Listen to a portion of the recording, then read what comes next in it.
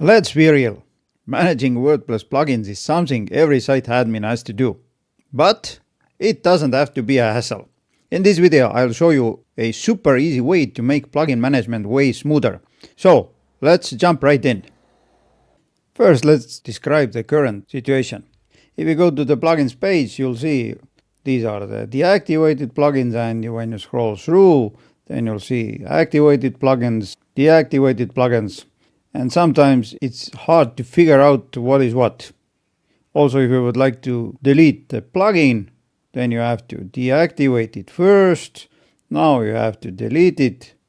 And if you would like to delete multiple plugins, then it's even messier. You have to select those first, then you have to deactivate them.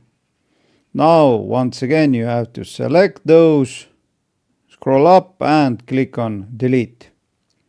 For me, it's not as intuitive as it could be, so therefore, I made myself a plugin called Deactivate and Delete. I'm gonna put the link to this plugin in the video description so you can download it. Let's activate it and see what happens. First, after the activation, you'll see that all the active plugins are above and all deactivated plugins are down below here, and they are sorted alphabetically. What else this plugin does? It will show you when the plugin was installed, when it was last activated, and it will display your plugin size.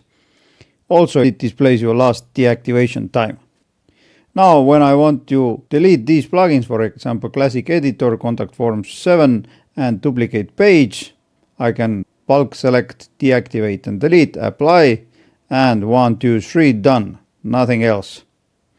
If I would like to delete any other plugin, maybe this one here, just click on deactivate and delete, and done.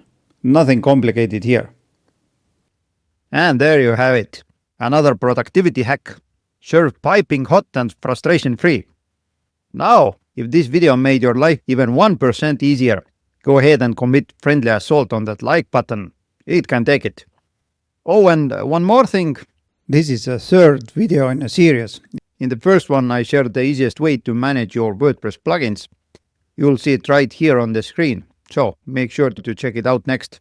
Until then, take care and I'll see you in the next one. Assuming WordPress hasn't launched me into early retirement.